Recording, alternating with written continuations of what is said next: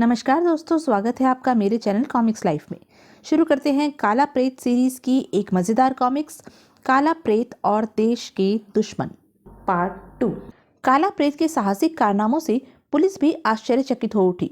Sir, इस विचित्र इंसान काला प्रेत ने तो अपराधी दुनिया में तहलका मचा दिया। सर, काला प्रेत से अपराधी घबरा उठे हैं। कई भयंकर अपराधियों को उसने पकड़वाया भी है। काला प्रेत, निसंदेह यह इंसान हमारे लिए रहस्यमय है, लेकिन चूंकि वह कानून की मदद कर रहा है, इसलिए हमें उसे अपना दोस्त समझना चाहिए, पुलिस कमिश्नर ने आगे कहा। काला प्रेत बदमाशों का दुश्मन और एक देशभक्त इंसान प्रतीत होता है, अतः मैं चाहता हूं कि जब भी उसकी ओर से कोई सूचना मिले, उस पर तुरंत अमल किया जाए और उसकी पूरी सहायता की जाए। Yes sir, right sir. अब आजाद अकेला नहीं था। उसके छोटे से परिवार में सुंदर सी पत्नी और इकलौता पुत्र भारत भी था। बदमाशों से लूटे गए धन में से वह अपना एक छोटा सा हिस्सा रख बाकी सब पैसा दीन दुखियों और गरीबों में बांट देता था। उसी बचाए गए धन से उसने एक भवन तैयार किया। ईश्वर तुम्हें लंबी उम्र दे, तुम सदा अमर रहो बेटा। यहाँ वह अपने परिवार के साथ साधारण रूप में ही रहता था। एक दिन तुम्हें भी मैं एक बहादुर इंसान बनाऊंगा, देश का सिपाही और गरीबों का हमदर्द। खाना तैयार है, काला प्रेत शेरा को बता रहा था। दिन बीतते गए। काला प्रेत देश के दुश्मनों, अशांति, अराजकता एवं नराधमों से जूझता रहा। और एक रात, रोको रोको, मेरी मदद करो। ओह, कोई मुसीबत का मारा मालूम पड़ता है, शायद उसे मेरी मदद की जरूरत है। काला प्रेत तुरंत मोटरसाइकिल से उतरकर उसके निकट पहुंच गया। आप कौन हैं और आपकी यह दुर्दशा किन जालिमों ने की है? समय कम है अजनबी दोस्त, और मैं नहीं जानता कि तुम कौन हो, पर इस आखिरी समय में मुझे तुम पर विश्वास करना ही होगा। सुनो, मैं एक जासूस हूँ। काफी समय से मैं एक खूनी दल ब्लैक क्रॉस के पीछे लगा हुआ था। Black cross? हाँ, ब्लैक क्रॉस न केवल हमारे देश के गुप्त राज दुश्मन देशों को भेजता है, बल्कि एक बड़ा स्मगलर और खूनी भी है। आज रात भी हमारे देश का एक गुप्त राज वह दुश्मन देश को भेज रहा था, लेकिन मैं किसी प्रकार उस राज को प्राप्त करने में सफल हो गया। लेकिन ब्लैक क्रॉस के आदमी मेरे पीछे लग गए। उन्होंने मुझे गोली मारकर खत्म कर देना चाहा, परंतु मैं किसी तरह बचकर भाग निकलने में सफल हो गया। घायल ने अपनी जेब से एक छोटी सी टिबिया निकालकर काला प्रेत को देते हुए कहा, यही है वह गुप्त राज। इसमें एक माइक्रोफिल्म है जिसमें हमारे गुप्त फौजी अड्डों के फोटो है। ओह, भयंकर।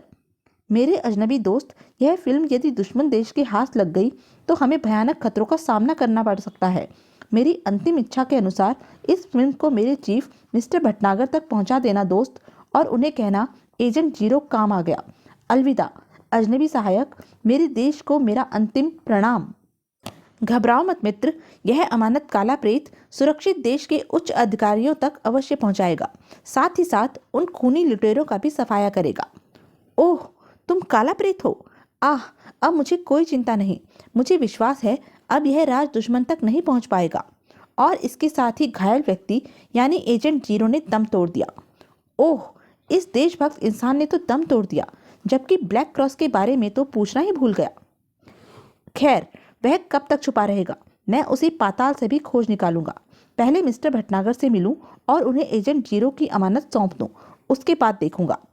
तभी, खबरदार, अपने स्थान से हिलने की कोशिश न करना। खतरा।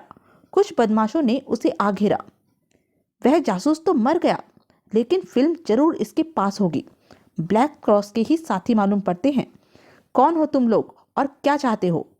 वास्तव में वे ब्लैक क्रॉस के ही आदमी थे। तुम्हारी भलाई इसी में है कि वह फिल्म हमारे हवाले कर दो। जरूर, लेकिन उससे पहले तुम्हें एजेंट जीरो की मौत की कीमत चुकानी होगी। क्या बकते हो? काला प्रेत भयानक अंदाज से उनकी ओर बढ़ा। और अपने बॉस ब्लैक क्रॉस का पता भी बताना होगा, लेकिन उससे पहले ही तुम मार दिए जाओगे। आह, तब फिल्म तुम भी हासिल नहीं कर पाओगे। लो, संभलो। सहसा काला प्रेत ने अपनी मोटरसाइकिल की ओर छलांग लगाई। फायर, बचकर न जाने पाए। कोशिश करो छोकरो। दूसरे ही क्षण उसने मोटरसाइकिल स्टार्ट कर उसे बदमाशों पर चढ़ा दिया। तुम्हें मेरे प्रश्नों का उत्तर देना होगा मूर्खों, वरना बचोगे नहीं। बाप रे, हाय, मरा, आई। बदमाशों को संभलने का जरा भी मौका नहीं मिला। हाय, मरा, उफ। क्यों? आया मजा काला प्रेत से टकराने का? बताओ ब्लैक क्रॉस कौन है और उसका ठिकाना कहाँ है? मुझे कुछ नहीं मालूम। आह, मौका अच्छा है, निपटा दूं इसे। फिर इससे पहले कि काला प्रेत उस बदमाश से कोई जानकारी प्राप्त कर पाता, उसके साथी ने काला प्रेत पर पीछे से फायर कर दिया। परंतु घायल होने के बावजूद भी काला प्रेत ने फायर करने वाले पर लंबी छलांग लगाई। कमबख्त, तुम भी नहीं बचोगे। परंतु तब तक बाकी के बदमाश संभल चुके थे। खबरदार, अब चुपचाप फिल्म हमारे हवाले कर दो। ओह, आखिर घिर ही गया। सहसा एक विचार के आते ही काला प्रेत उनसे बोला, ठीक है, मैं फिल्म देने को तैयार हूं, जल्दी निकालो। शाबाश, यह की तुमने अक्लमंदी। बदमाश काला प्रेत की मंशा को नहीं भांप सके। यह लो डिबिया, इसी में है वह फिल्म। हाँ, यही है वह डिबिया, लाओ। जैसे ही बदमाश डिबिया को लेने उसके निकट आए, काला प्रेत उन पर टूट पड़ा। धोखा! अगले ही पल काला प्रेत मौका पाते ही मोटरसाइकिल पर सवार हो गया। अरे कमबख्तो, पकड़ो उसे, वरना बॉस हमें गोली से उड़ा देगा। निकल भागना ही उचित है। काला प्रेत को अपने चंगुल से निकल भागते देख बदमाशों ने उस पर बेतहाशा फायरिंग करनी आरंभ कर दी। कुछ गोलियां काला प्रेत के शरीर में जा समाई। मुझे सबसे पहले एजेंट जीरो के चीफ मिस्टर भटनागर से मिलना है। हे ईश्वर, मुझे शक्ति दो ताकि देश की अमानत देश के उच्च अधिकारियों तक पहुंचा सकूं। घायल होने के बावजूद भी वह निकल भागने में सफल हो गया। पता तो यही है। ए, ठहरो, कौन हो तुम? मुझे मिस्टर भटनागर से तुरंत मिलना है, मेरे पास समय बहुत कम है। ऐसे नहीं, पहले अपना परिचय दो। माफ करना भाई, समय कम होने के कारण फिलहाल मेरा परिचय यही है। चौकीदार को बेहोश कर काला प्रेत कोठी के भीतर प्रविष्ट हुआ और ढूंढता ढूंढता आखिर मिस्टर भटनागर के कमरे में पहुंच गया। मिस्टर भटनागर, मिस्टर भटनागर, उठिए। एक विचित्र पोशाक पहने व्यक्ति को एकाएक अपने सामने देखकर सीक्रेट सर्विस के चीफ मिस्टर भटनागर पल भर के लिए बौखला उठे। कौन हो तुम और क्या चाहते हो? मेरा नाम काला प्रेत है मिस्टर भटनागर। ओह, काला प्रेत, तुम? समय बहुत कम है मिस्टर भटनागर। शनि शनि मेरी जिंदगी के क्षण कम होते जा रहे हैं, अतः ध्यान से सुनिए। आपका एजेंट जीरो बदमाशों के हाथों मारा गया है, लेकिन मरने से पहले मुझे यह फिल्म दे गया है जिसमें हमारे देश के महत्वपूर्ण फौजी ठिकानों का भेद है, जिसे ब्लैक क्रॉस नाम का अपराधी दुश्मन देश को भेजने की कोशिश कर रहा था, लेकिन एजेंट जीरो ने अपनी जान पर खेलकर किसी तरह उसे प्राप्त कर लिया। ओह! सारी कहानी सुनाने के पश्चात काला प्रेत ने वह छोटी सी डिबिया निकाली। इसे संभालिए और मुझे आज्ञा दीजिए। ठहरो, ठहरो काला प्रेत, मेरे बहादुर बच्चे, तुम तो बहुत घायल हो। कोई फायदा नहीं मिस्टर भटनागर, मुझे विश्वास है कि अब मौत मेरा ज़्यादा इंतजार नहीं करेगी, लेकिन मरने से पहले मैं अपने बीवी बच्चों से मिलना चाहता हूँ। परंतु काला प्रेत वहाँ रुका नहीं। कितना रहस्यमय किंतु कितना बहादुर इंसान है यह। हे ईश्वर, इसकी रक्षा करना। अब वह जल्द से जल्द अपने घर पहुंचना चाहता था। आंखों के सामने अंधेरा छा रहा है। पता नहीं अपनी पत्नी और बेटे भारत से मिल भी पाऊंगा या नहीं, परंतु ईश्वर भी शायद उसकी अंतिम इच्छा पूरी करना चाहता था। काला प्रेत किसी तरह अपने घर पहुंचा, लेकिन उसकी सांसें बुरी तरह उखड़ी हुई थी। स्वामी, स्वामी, क्या हुआ आपको? आज दुश्मनों का वार सफल हो गया राधा। उसकी पत्नी राधा, जो उसके लौटने का ही इंतजार कर रही थी, उसकी यह दशा देख एकदम घबरा उठी। ठहरिए, मैं डॉक्टर को फोन करती हूँ। कोई फायदा नहीं होगा राधा, मुझे पलंग पर लिटा दो। मेरा अंतिम समय आ गया है राधा, लेकिन मुझे खुशी है कि मैं देश के ही काम आया। नहीं नहीं, ऐसा न कहिए स्वामी, आपको कुछ नहीं होगा। बहादुरों की पत्नियां इस तरह आंसू नहीं बहाती है राधा, बल्कि बहादुरी से अपने पति के अधूरे अरमानों को पूरा करने का वचन देती हैं। मेरी बात ध्यान से सुनो राधा, मैं भी आज तुमसे एक वचन चाहता हूँ। कहिए स्वामी, मैं आपको वचन देती हूँ कि आपकी हर इच्छा पूरी होगी। भारत बड़ा होकर काला प्रेत बने और वह मेरे अधूरे अरमानों को पूरा करे। यदि वह भी काम आ जाए तो उसकी पत्नी अपने बेटे को उसके लिए तैयार करे, और यह क्रम तब तक चलता रहे जब तक हमारा देश सारे जहां से ऊंचा और खुशहाल नहीं हो जाता। मुझे वचन दो, मुझे वचन दो राधा। मैं वचन देती हूँ नाथ, आपके चरणों की सौगंध, मैं ऐसा ही करूंगी। आह, अब मैं शांति से मर सकूंगा राधा। अच्छा, अलविदा, अलविदा। नहीं नहीं, ऐसा न कहिए। आपका बेटा और काले प्रेत देश के एक महान सपूत और देशभक्त ने अपनी अंतिम इच्छा प्रकट करने के बाद दम तोड़ दिया। स्वामी, स्वामी, आह! मम्मी, पापा आग में क्यों समा गए? सोना आग में तपकर कुंदन बन जाता है बेटे। तेरे पापा भी कुंदन बनकर भगवान से मिलने गए हैं। तब मम्मी, मैं भी कुंदन बनकर भगवान के पास जाऊंगा पापा से मिलने। पापा मुझे देखकर खुश होंगे ना मम्मी? हाँ बेटा, बहुत खुश होंगे, लेकिन कुंदन बनने से पहले तुम्हें सोना बनना पड़ेगा, अपने पापा की तरह एक बहादुर इंसान। मैं बनूंगा मम्मी। राधा को अपने पति को दिया वचन याद था। वह भारत को पढ़ाई लिखाई के साथ साथ हर प्रकार के अस्त्र शस्त्रों की शिक्षा देने लगी। हाँ बेटे, अब निशाना लगाओ। भारत भी मन लगाकर सब कुछ सीख रहा था। देखा मम्मी मेरा निशाना? शाबाश मेरे बहादुर बेटे। धीरे धीरे भारत बलिष्ठ देह का भी स्वामी बन गया। शाबाश बेटे। लेफ्ट हैंड से। घूसेबाजी में उसके हाथ देखते ही बनते थे। जूडो कराटे में उसका जवाब नहीं था। बहुत अच्छे बेटे। अब संभालो मेरे वार को गुरुदेव। जरूर भारत अपने पिता की अंतिम इच्छा को पूरी करने में सफल होगा। अपने गुरु से वह हर युद्ध कला के दांव बखूबी सीख रहा था। राधा बेटी, तुम्हारा बेटा बड़ा होकर जरूर एक महान योद्धा बनेगा। यह सब आपके ही आशीर्वाद का फल है। युद्ध कला सीखने के साथ ही भारत हर प्रकार की ड्राइविंग भी सीख रहा था। कुछ माह में ही कार, विमान आदि चलाने में उसका कोई सानी नहीं रह गया।